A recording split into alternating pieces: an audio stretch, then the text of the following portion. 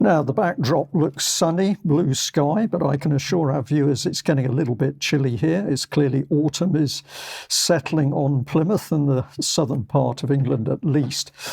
We're going to get into the news, and the initial bit of focus is really of the madness in the world. That's clearly evident in the Middle East, but also in Ukraine.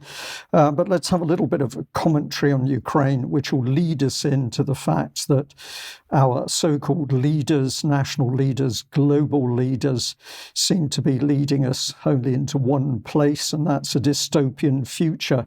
But reports from the battlefield, I've just taken one because this is a critical report. It's about the imminent the imminent falling of the Ukrainian fortress at Vuhledar. And what is so significant about this city, if I just try and arrow it here, is that it has a very large number of very strongly built high-rise buildings which have dominated the view over very, very flat terrain. This is in the Zaporozhye sector, a little bit further to the east of the front line. So you have high-rise buildings which have been strongly fortified and defended by the Ukrainians. This has dominated this part of the front, but the Russians have now finally moved into the outer edge of this city, and it's assessed that it will fall very soon. And the really sad and terrible thing is that Zelensky pulled out his high-level troops, his experienced troops from the defense of Vuhledar, replaced them with a lot of conscripts and told those conscripts they could not withdraw, they could not retreat until he had finished his dialogue in America, because obviously the fall of this stronghold would damage his reputation while he was involved in talks in America. So very, very callous, huge numbers, huge losses. Let's just have a little look at a little bit of video on screen. We'll just play it on screen. And these are some of the massive explosions as the Russians have been hammering these high-rise buildings in Vuhledar. This is probably their air-launched FAB weapons, very, very big gliding bombs. But if we look at what's happening in other areas, this could be anywhere across the front. I believe it's up in the Kursk sector, but we can see the sheer horrors of what happens when the Ukrainians are in forest areas or the hedgerow areas at the edge of the big fields. So we can be sure that it doesn't matter how well trained the troops are, they are going to die under this sort of bombardment. And of course, the Russians absolutely plentiful in ammunition, contrary to every single lie that the BBC and Western media has put out, that they're running out of ammunition. Now, let's have a little look at a clip with Tony Blair. This is the Milken Institute. Thank you to Debbie for pointing this one out to me. But this is getting to the sheer horrors of our so-called world leaders and how they approach life. Let's look at Tony Blair in action. I mean, we're not off the record here, but okay, but I'll say this anyway. You're talking to a journalist. Yeah. I don't know.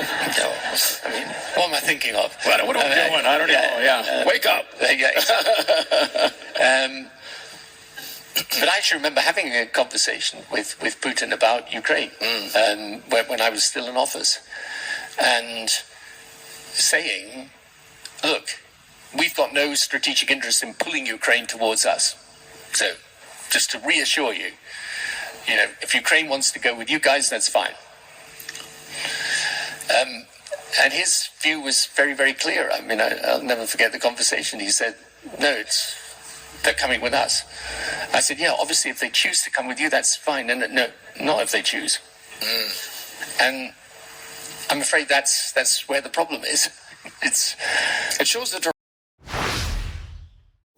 I find this clip particularly offensive because the idea that Tony Blair didn't know about the plans for the proxy war in Ukraine, or what was actually taking place prior to the start of the violence in Ukraine.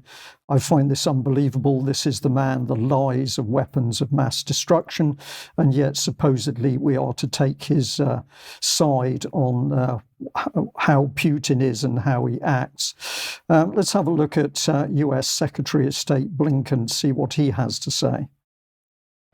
Months, and particularly getting through the winter, we have once again not just the prospect but the reality of Putin weaponizing winter, weaponizing the weather, to use energy as a weapon in his efforts to subjugate Ukraine.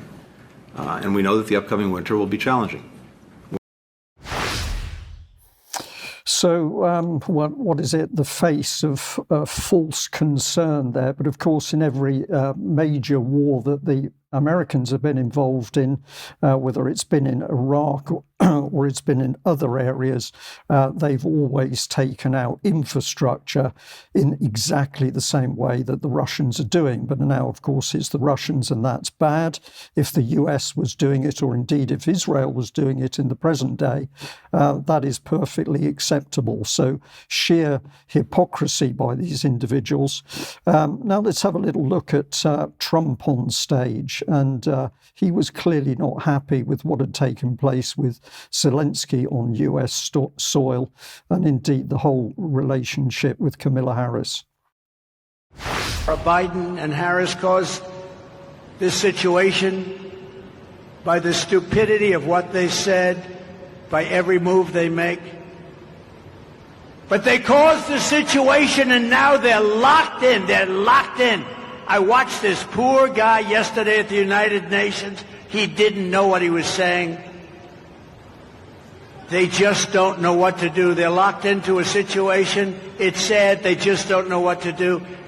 Because Ukraine is gone. It's not Ukraine anymore. You can never replace those cities and towns, and you can never replace the dead people, so many dead people. Any deal, even the worst deal, would have been better than what we have right now. If they made a bad deal, it would have been much better. They would have given up a little bit, and everybody would be living, and every building would be built, and every tower would be aging for another 2,000 years.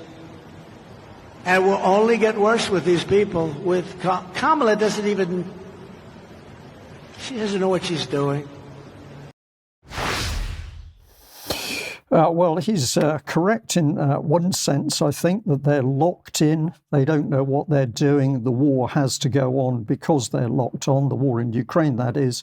But on the other hand, Trump seems perfectly happy to allow an equally violent and unpleasant war to go on in the Middle East, where he's not actually making the same observations about the US and indeed Israel being locked into the same conflict.